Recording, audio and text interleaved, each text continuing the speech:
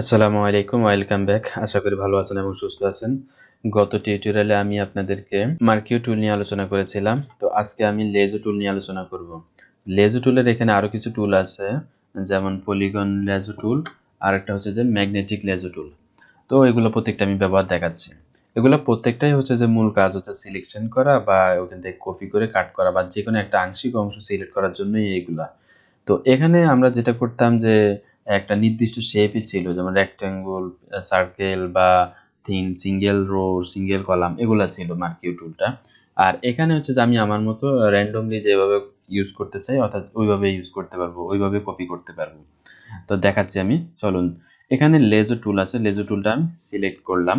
তো সিলেক্ট করার পর আমি ধরুন ছবিটার এই অংশটুকু আমি এভাবে প্রথমে ছবিটা আমাকে সিলেক্ট করতে হবে, এই ছবিটা, ঠিক আছে। তো আমি এই ছবিটা এখানে সিলেক্ট করলাম।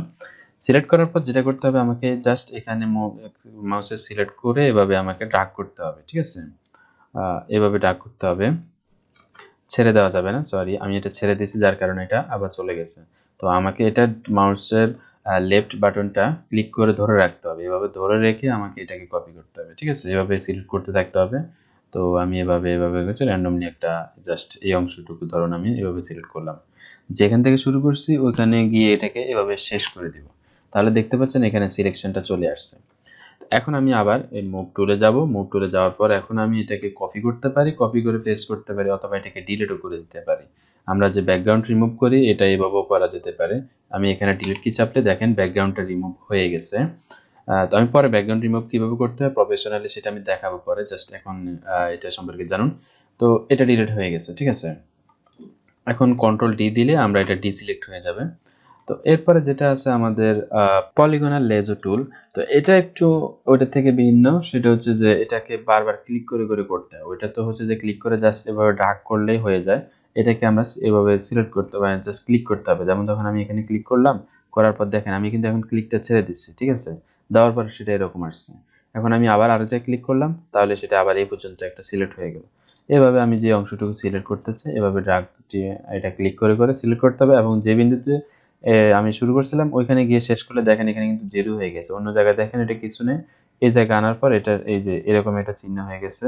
তো আমি এখন এটা ক্লিক করলে এটা এখানে কপি হয়ে যাবে। এখন আমি এটাকে ওইখানে move selection tool, move tool দিয়ে এটাকে আমি এভাবে নাড়াতে পারি অথবা কপিও করতে পারতাম। যাই হোক, এটা হচ্ছে যে বিষয়, অথবা ডিলিটও করে দিতে পারি। ডিলিট কি চাপলে এটা ডিলিট হয়ে যাবে। এরপরে আমাদের আছে ম্যাগনেটিক লেজো টুল। তো ম্যাগনেটিক লেজো টুলটা কি দেখেন, আমি একটু দেখাচ্ছি। আমি এখানে এটাকে এভাবে জাস্ট নিয়ে যাব, ঠিক আছে। এটা কিন্তু অটোমেটিক হচ্ছে, দেখেন আমি কিন্তু একটু বাঁকা করতেছি, ঠিক আছে। আমি কিন্তু ওই দিক দিয়ে নিচ্ছি না, কিন্তু সে ম্যাগনেটিক ভাবে সিলেক্ট করে নিচ্ছে ওই বস্তুটাকে, সে সিলেক্ট করে নিচ্ছে অবজেক্টকে অটোমেটিকলি। এটা হচ্ছে যে ম্যাগনেটিক সিলেকশন টুলটা, এভাবে, ঠিক আছে। দেখেন সে কিন্তু একদম মিলে মিলে নিচ্ছে। তা আমি এখন বাইরে দিয়ে নিয়ে যাচ্ছি এইভাবে, জাস্ট এই অংশটুকু দেখেন। এই কাজটা সে কিন্তু অটোমেটিক করছে, আমি কিন্তু এই জিনিসটা এইভাবে শেপ আকারে নিইনি, ঠিক আছে। তো এটা আমরা পেন্সিল টুল দিয়ে হয়তো করলে একদম প্রপারলি করা যেত, কিন্তু সে এই যে ম্যাগনেটিক টুল দ্বারা করাতে, ম্যাগনেটিক লেজার টুল দ্বারা করাতে সে ম্যাগনেটিক ভাবে যতটুকু সম্ভব সে নিয়েছে, ঠিক আছে।